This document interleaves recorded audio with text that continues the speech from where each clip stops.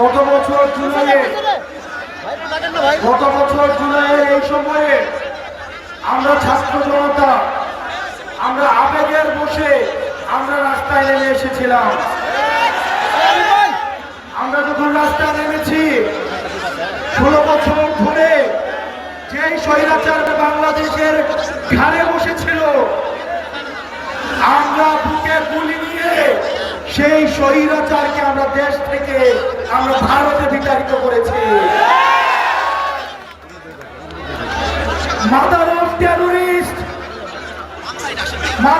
Terrorist Hasina মাঝে মাঝে সীমান্তর পার থেকে টুপ করে ঢুকে পড়ার চেষ্টা করে। সীমান্ত কিন্তু জয়পুরহাটের ওই পাশে, টুপ করে কি ঢুকে পড়তে পারবে? জয়পুরহাটের দিক দিয়ে ঢুকে পড়তে পারবে? ভারতের ওই পাশে আরেক কসাই মোদি আমাদের মুসলমান ভাইদেরকে মাঝে মাঝে বাংলাদেশে পুশিং করে। আমরা মোদিকে বলবো অন্যদেরকে বাংলাদেশে পুশিং না করে এই জুলাইয়ের খুনি হাসিনাকে বাংলাদেশে ফেরত পাঠান।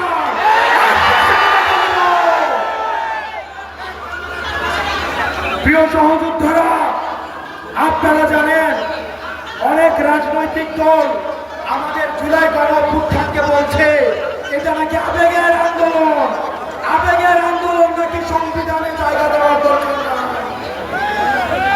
আপনারা কি জুলাইকে সংবিধানে দেখতে চান?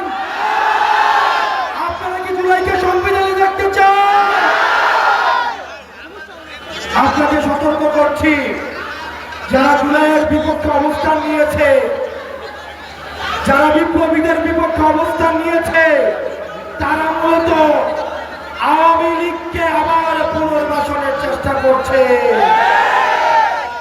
আওয়ামী লীগের ব্যবসাগুলো কারা চালায় সেগুলোকে আমরা জানি না? এলাকায় চাঁদাবাজি কারা করে সেগুলোকে আমরা জানি না? আর এলাকায় চাঁদাবাজি হতে দেওয়া যাবে না, সন্ত্রাসবাদ হতে দেওয়া যাবে না,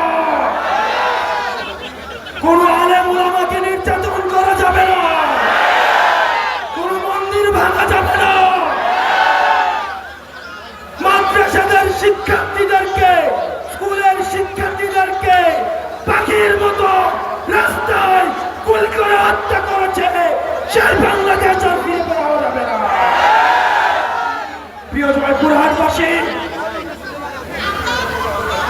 আপনারা জানেন আমাদের লড়াই এখনো পর্যন্ত অব্যাহত রয়েছে। যে সংবিধানের বিরুদ্ধে, যে সংবিধান আমাদের মত প্রকাশের স্বাধীনতাকে হরণ করেছে, যে সংবিধানের দোহাই দিয়ে আমাদের মিডনাইট ইলেকশন সংগঠিত হয়েছে। আপনারা মিডনাইট ইলেকশন দেখেছেন? দিনের ভোট রাতে হয় নাই,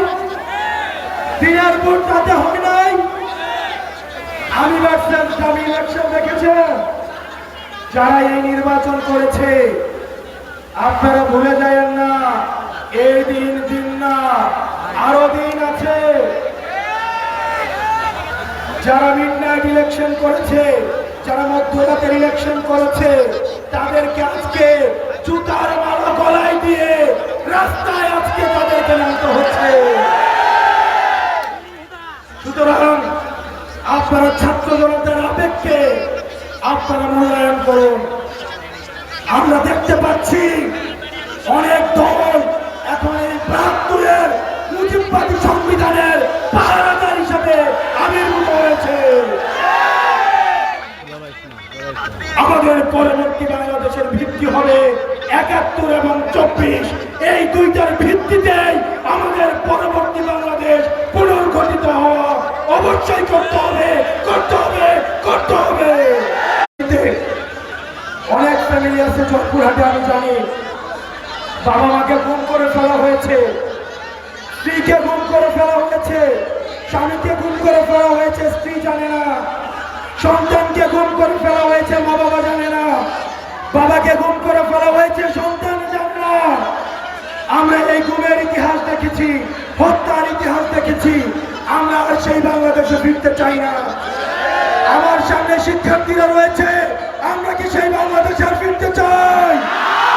আমরা কি সেই বাংলাদেশে ফিরতে চাই? আমরা এমন একটা বাংলাদেশ চাই, যে বাংলাদেশে ছেলে মেয়েদের বিদেশে যাওয়া কোনো স্বপ্ন হবে না। যে বাংলাদেশের স্বপ্ন হবে দেশে থেকে এই বাংলাদেশকে পুনর্গঠন করা। আমরা এমন একটা বাংলাদেশ চাই, যে বাংলাদেশে আর পরিবারতন্ত্র চলবে না। আমরা এমন একটা বাংলাদেশ চাই, যে বাংলাদেশে কোনো মাফিয়া তন্ত্র চলবে না। আমরা এমন একটা বাংলাদেশ চাই, যে বাংলাদেশে আর কুলুমতন্ত্র চলবে না। যে বাংলাদেশ চাই, যে বাংলাদেশে যোগ্যতা অনুযায়ী